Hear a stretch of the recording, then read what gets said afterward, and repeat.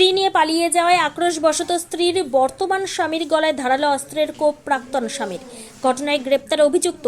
ঘটনাটি ঘটেছে বৃহস্পতিবার রাতে পূর্বস্থলী 1 নম্বর ব্লকের সমুদ্রগড়ের হাটশিমলা এলাকায়। বর্তমানে গুরুতর জখম অবস্থায় আহত ওই যুবক সোমনাথ দাস কালনা মহকুমা হাসপাতালে চিকিৎসাধীন। এদিন শুক্রবার আহত ওই যুবক তিনি জানান, আমার স্ত্রী তার প্রাক্তন স্বামীর অত্যাচারে তাকে ছেড়ে আমার কাছে 4 মাস আগে চলে আসে। আমরা মন্দিরে গিয়ে বিয়েও করি। এরপর থেকে আমার স্ত্রীর ওপর তার আক্রোশ। কিছুদিন আগেও আমার স্ত্রীকে মারধর করেছে সে।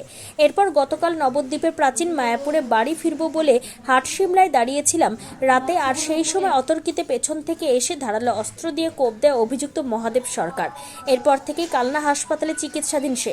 অভিযুক্ত মহাদেব সরকারকে নাদনঘাট থানার পুলিশ গ্রেপ্তার করে।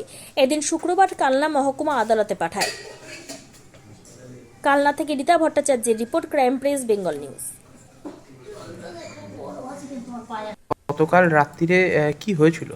এরকম আমি আমার মামা শ্বশুরের বাড়িতে গিয়েছিলাম। মামা শ্বশুর বাড়িতে ওকে নিয়ে, মানে আপনার স্ত্রীকে নিয়ে? হ্যাঁ, স্ত্রীকে নিয়ে আসছিলাম। আমি যাবো নবদ্বীপে আর কি। তো ওই হাটশিমলা বলে একটা মোড় আছে, ওখানে বাস ধরবো বলে দাঁড়িয়ে রয়েছি। পিছন দিয়ে এসে দাও দিয়ে এক কোপ মেরেছে। কে মারলো? ওই নামটা কি বলো? মহাদেব সরকার। আপনার স্ত্রীর কি হয়েছে? আগের হাজবেন্ড।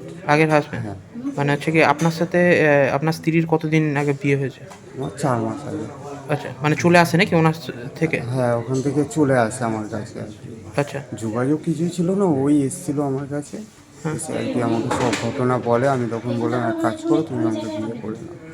ওই তখন আমরা মন্দিরে বিয়ে করি। আচ্ছা, না কি কারণে আক্রমণ আপনার উপরে?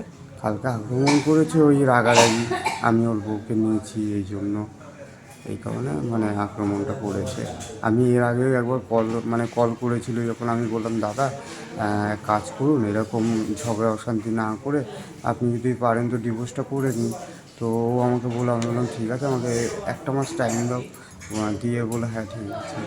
এই বিষয়ে আমরা কথা হয়ে গেছে। রানিং সপ্তাহখানিক আগে আমার বউকে আবার এসে মারধর করেছে।